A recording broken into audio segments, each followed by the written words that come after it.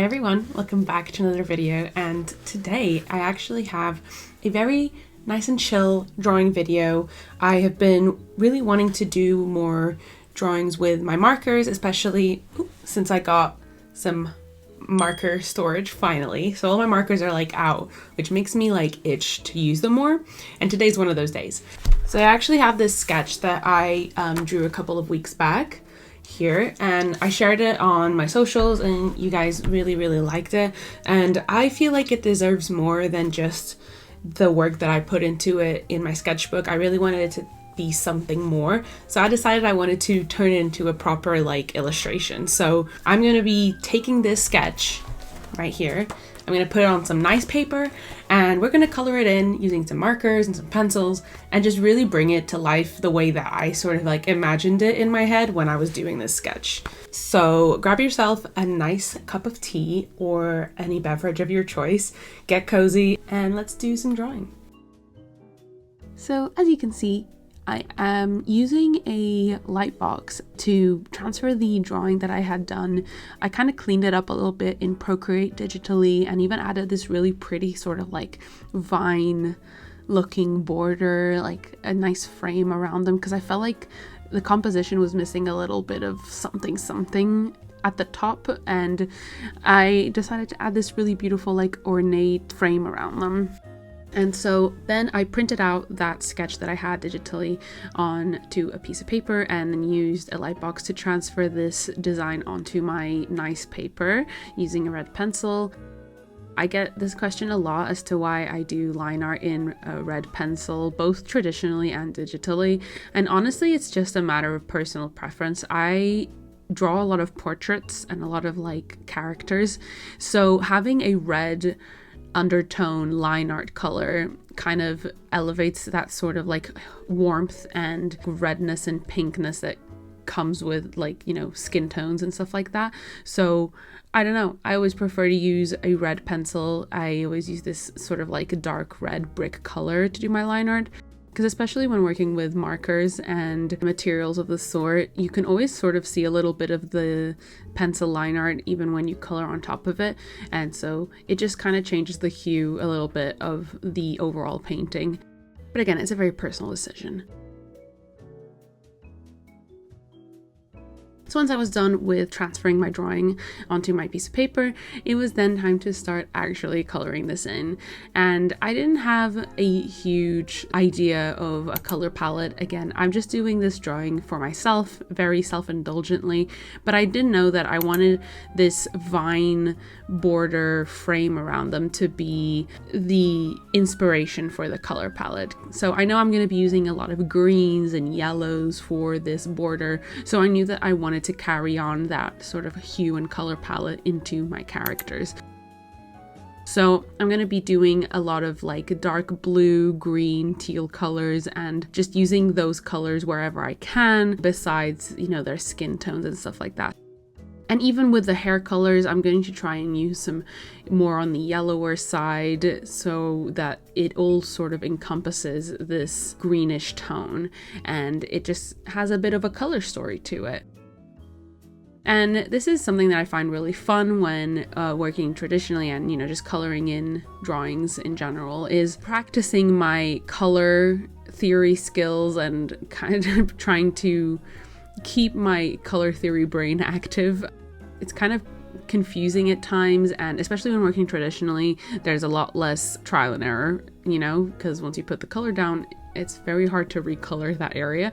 So yeah, I like to do little exercises like this. And to be completely frank, even at the end of the drawing, I wasn't 100% sold with the colors I chose. I think that definitely there should have been something different that I could have done to create more of a color harmony.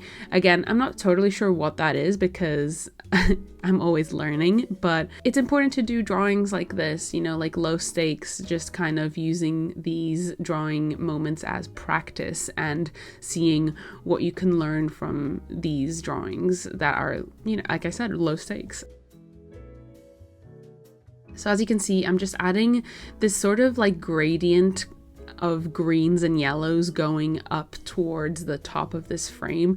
I thought it'd be a really nice way to transfer like the the heaviness of details that is at the bottom of this painting, and then sort of counterbalancing that at the top and creating this balance that I was talking about earlier in terms of composition. Once I've blended out this whole gradient, this color gradient that I did for these vines, I started adding in some other flat colors, like some light pink for these petals on some of the flowers on the vines, and then finally heading over to my characters to add some flat colors over here. I didn't mention earlier, but I'll mention it now. The markers that I'm using are both from Ohuhu and also from Arrtx. So I have like 2 different brands of markers that I love using. And everything that I'm using in today's video will be mentioned in the description box if you'd like to check them out. But yeah, these are like my go-to markers and supplies that I'm using here today. Because again, just wanted to have a nice, comfortable, chill drawing session, and using supplies that I am used to using is a great part of that. Here you can see me just adding some flats and making sure to remember to leave some of the highlight areas untouched so that I can create seamless highlights and shadows and not have to worry about later on in the process of rendering.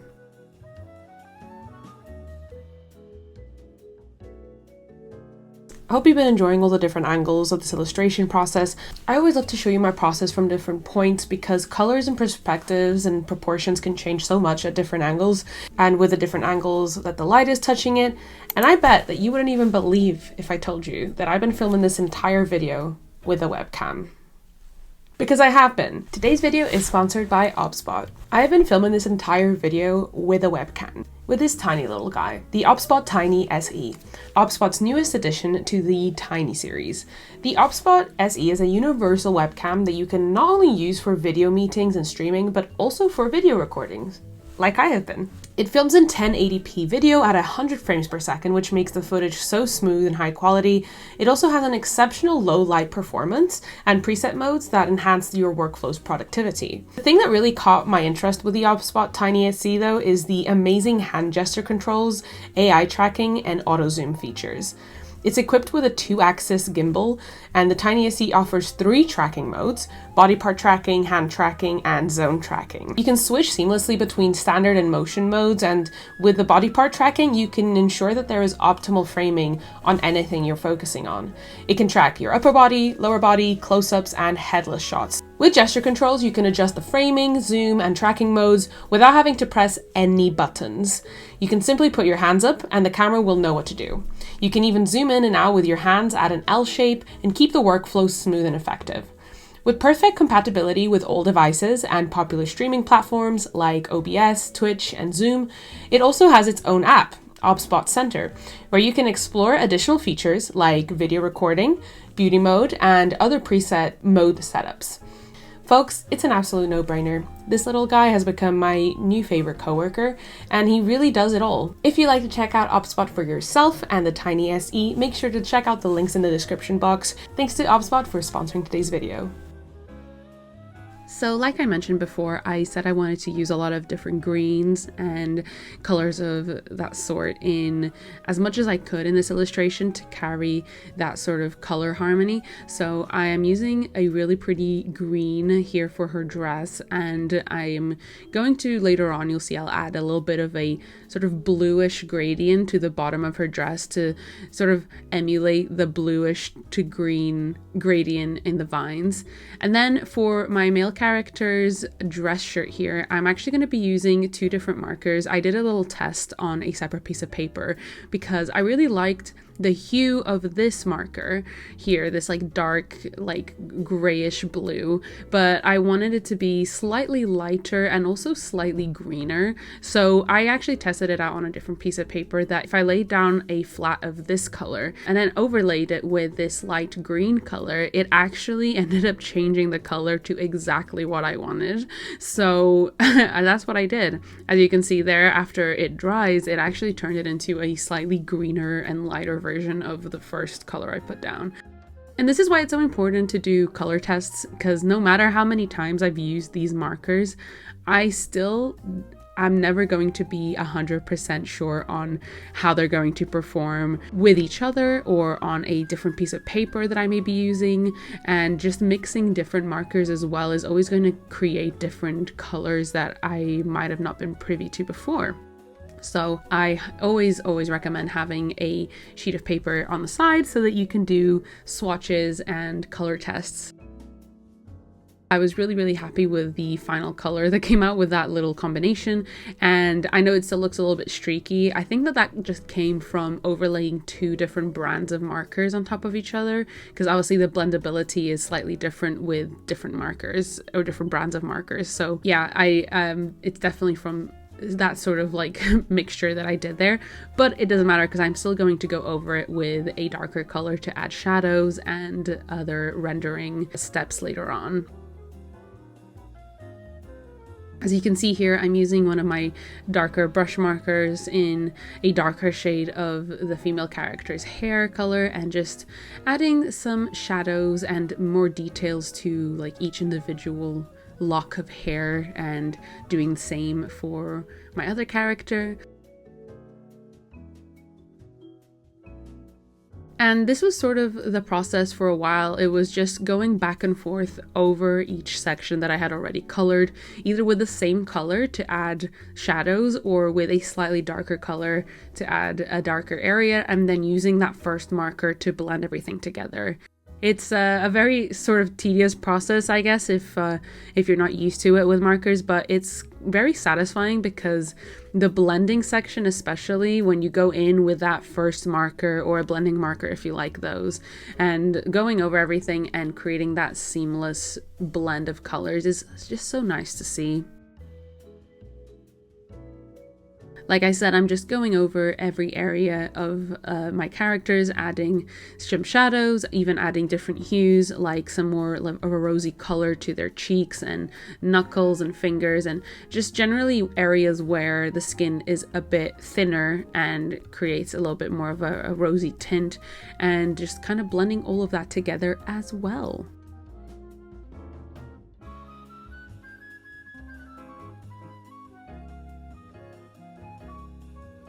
And as you can see, one of my markers is slightly running out here, so I had to press a little bit harder on it. And I always hate it when markers start running out because it's obviously always the ones that I use the most, and I always get really frustrated because I really am just always trying to use them to the last drop of them. It still worked until the end of this drawing, so we're still good. And once I was happy with the extent of blending and rendering that I had managed to do with my markers in the skin tones, I decided to then render some of the clothes with my markers. So I ended up going in with a darker shade of green to add all of the shadows and details of the different like ruffles and pleats in her dress. And I'm usually quite messy with this part because I know that I'm going to go in and blend all of this out, so I'm never like super of a like perfectionist when laying down shadows and stuff, because a lot of that is just going to get blended away.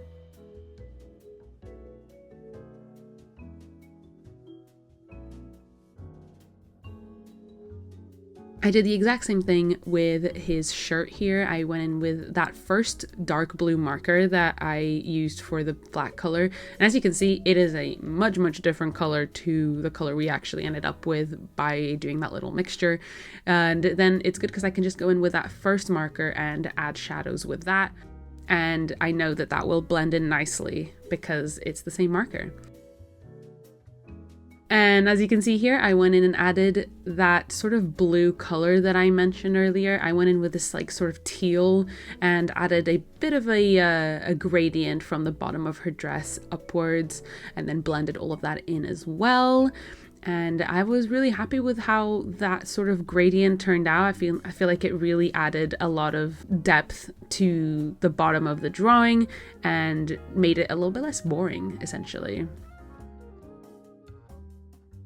And the thing with markers is that there is only so much detail and blending you can end up doing because of the blendable nature of alcohol markers, it is hard to get really precise and like sharp details. So once I'm really happy with the colors and the rendering that I've done with markers, I end up usually switching over to coloring pencils or fine liners. And at this stage, I'm really just using a really sharp pencil to add in any really sharp line art or any buildable shadows that I couldn't really get with the markers. And honestly, I'm just kind of a sucker for the texture that coloring pencils give to an illustration. Even when I'm like painting, I always really love to emulate that sort of like hatching effect. I just love it so much. So even if I don't feel like a drawing really needs some details with coloring pencils, I usually like to go over it with coloring pencils anyways, just to get that really nice texture. As you can see in this drawing though, coloring pencils are just so important to capturing these like tiny intricate details. And of course, this is such like an intimate illustration, such a beautiful, like just really raw, like moment of affection. And I didn't want any of those details to be lost because I knew that it would flatten out the emotion of the drawing. And I wanted to capture that sort of emotion that I captured in my initial sketch. I was just so enamored by like these two characters and this like moment of affection. I just wanted that to still come through even after all of this rendering. So yeah, I wanted to bring back all of these details that might have gotten a little bit lost during the rendering phase using the markers, and just added in all of those details back. And this was like, you know, creases and skin, lashes, any like flyaway hairs and beauty marks and fingernail details, all these little things that might not seem super important, but once they're added, it like really changes the whole vibe of the drawing and really makes it look finished. So this is literally my favorite part of any drawing or any illustration process, is adding these little details. And they're really just like a labor of love, and they rarely get any attention individually, but altogether they do make such a huge difference in any illustration. So yeah, they're definitely my favorite part.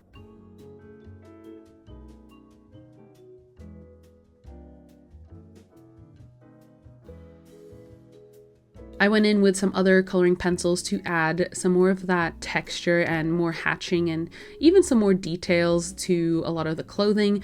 As you can see here, I was just adding some more details to the folds on his shirt and doing the same thing on her dress as well. And just adding some more deeper shadows in areas where I thought the values were a bit flat, and just kind of creating those distinctions in the fold and the object by using shadows instead of creating like line art in between them. I always try to do a combination of the two.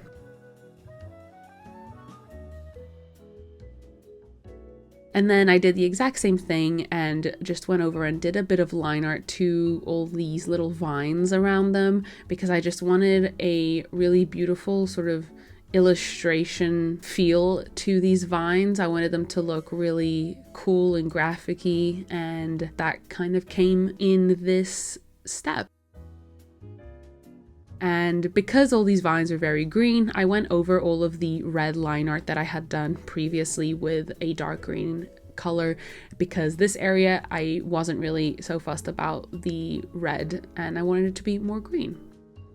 And then I got out my newest acrylic markers. I got this set recently from Arrtx, and I've been really enjoying using them for these final details in illustrations, especially using the white marker to add like the little glisten in the eyes and adding really fine like highlights in the hair.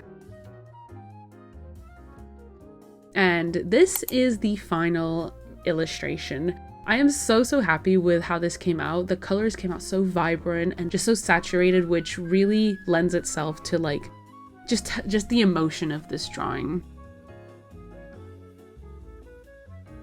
Hope you enjoyed this video. It was a really fun, like just self-indulgent art, which is something I'm trying to do more of this year, just drawing for the sake of it. So I really hope you enjoyed. I hope it inspired you to do some of that as well. If you caught a glimpse of my hoodie and you like it, there's actually a bunch of new hoodie designs up on my shop that are up for pre-order, so make sure to check the link in my description box to get yourself some before the pre-orders end. There's this design and there's a bunch of other ones that I am so obsessed with. I hope you really enjoyed this video. I hope it was like nice and cozy for you, and I hope you have a lovely rest of your day. Make sure to click the like and subscribe, all that jazz, and yeah, I will see you in my next video. Bye bye.